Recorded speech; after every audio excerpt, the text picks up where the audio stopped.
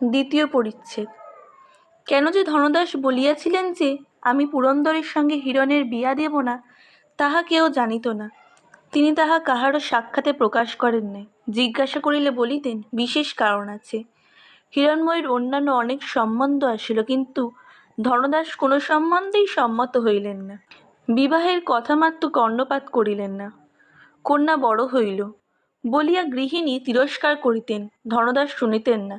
কেবল বলিতেন গুরুদেব আসুন, তিনি আসিলে একথা হইবে। পুরন্দর সিংহলে গেলেন। তাহার সিংহলে যাত্রার পর 2 বৎসর এইরূপ গেল। পুরন্দর ফিরিলেন না।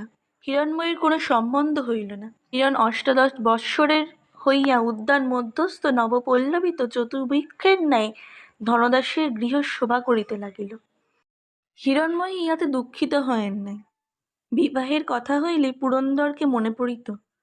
তাহার সেই ফুল্ল কুসুমামলি মণ্ডিত কুঞ্চিত কৃষ্ণ কুন্তলা বলি বেষ্টিত সহাস্য মুখমণ্ডল মনে পড়িত। তাহার সেই দীরৎ শুভ্র স্কন্দ দেশে স্বর্ণ পুষ্প শোভিত নীল উত্তরীয় মনে পড়িত। পদস্থলে হীরকাঙ্গুরীয়গুলি মনে পড়িত। হিরণময়ী কাঁদিতেন। পিতার আজ্ঞা হইলে যাহাকে তাহাকে বিবাহ করিতে হইবে, কিন্তু সে জীবন মৃত্যুবৎ হইত। তবে তাহার বিবাহ উদ্যোগে পিতাকে অপ্রীত দেখিয়া আহ্লাদিত হন বা না হন, বিস্মিতা হইতেন। লোকে এত বৎসর অবধি কন্যা অবিবাহিতা রাখেন না, রাখিলেও তাহার সম্বন্ধ করে। তাহার পিতা সে কথায় কর্ণ পর্যন্ত দেন না কেন? একদিন অকস্মাৎ এ বিষয়ে কিছু সন্ধান পাইলেন। ধনদাস বাণিজ্য হেতু চীন দেশে নির্মিত একটি বিচিত্র কৌটা পাইয়াছিলেন। কৌটা অতি বৃহৎ। ধনদাসের পত্নী তাহাতে অলঙ্কার রাখিতেন।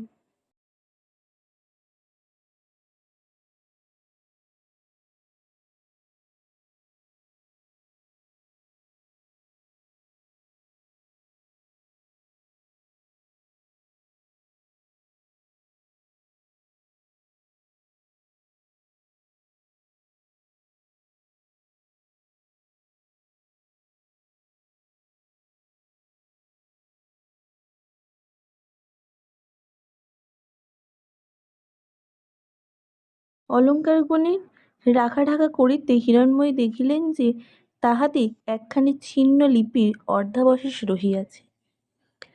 হিরণময়ী পড়িতে জানিতেন। তাহাতে প্রথমেই নিজের নাম দেখিতে পাইয়া কৌতূহল আবিষ্ট হইলেন। পড়িয়া দেখিলেন যে যে অর্ধাংশ আছে তাহাতে কোনো অর্থবোধ হয় না। কে কাহাকে লিখিয়াছিল তাহাও কিছুই বুঝা গেল না। কিন্তু তথাপি তাহা পড়িয়া হিরণময়ীর মহা ভীতি সঞ্চার হইল। ছিন্ন পত্রখণ্ড এইরূপ। জ্যোতিষী গণনা করিয়া দেখিয়া হিরণময়ী তুল্য সোনার পুত্তলি, বাহ হইলে ভয়ানক বিপদ স্বরমুখ পরস্পরে হইতে পারে। হিরণময়ী কোনো অজ্ঞাত বিপদ আশঙ্কা করিয়া অত্যন্ত ভীতা হইলেন। কাহাকে কিছু না বলিয়া পত্রখণ্ড তুলিয়া রাখিলেন।